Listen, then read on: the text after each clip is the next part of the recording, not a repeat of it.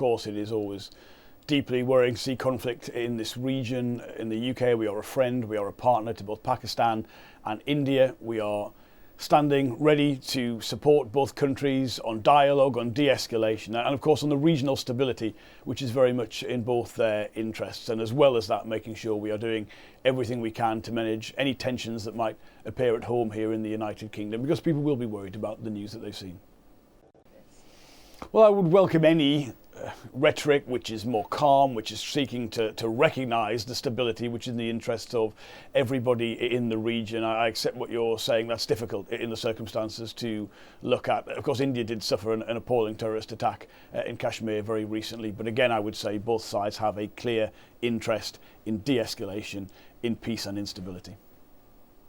Of course, many people in the UK have a personal or family connection to the region because of our history, and the number of people who will be concerned will therefore be greater than a comparative situation in other parts of the world. I think we've got to be clear about what the UK is about, which is a country which is a friend and ally to both countries, and seeking to be the partner, if we were able to do so, to help manage this very, very difficult situation. So this is a massive deal for the UK. It's worth nearly £5 billion a year, every year to the UK. It means higher wages, it means more jobs, it means more exports, and particularly for working people. I mean, if you think about India being the biggest whiskey market in the world, we're pretty good at making that. The tariff on whiskey falls from 150% at the moment to 40% over time. If you make vehicles, electric vehicles, the tariff is 110%. That falls to 10%. On iconic British goods like lamb and salmon, there's a 33% tariff at the minute.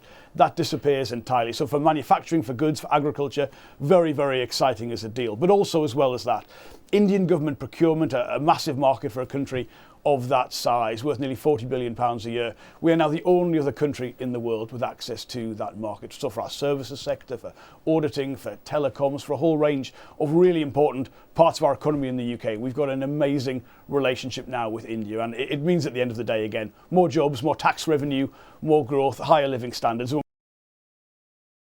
We would never do any sort of deal which undercuts British workers or leads to some sort of unfairness of that kind. This is a very specific situation where if you are an Indian worker for an Indian company temporarily in the UK, or a UK worker in India in the other way round, you won't pay into both systems simultaneously. So our workers in India pay into our system, Indian workers in the UK pay into their system, and the benefits to both are for the system where you're from, not shared with the other countries.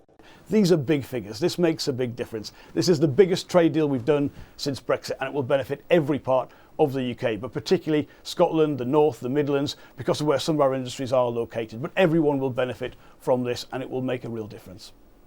By means testing winter fuel payment, we've been able to do what I think is the biggest thing that pensioners in the UK benefit from, which is the retention of the triple lock, which means pensions always go up by a higher share of national income every year. It's worth £460 a year to pensioners this year. That's the thing, the state pension going up by a significant amount. That will make the biggest difference to every pensioner in the UK.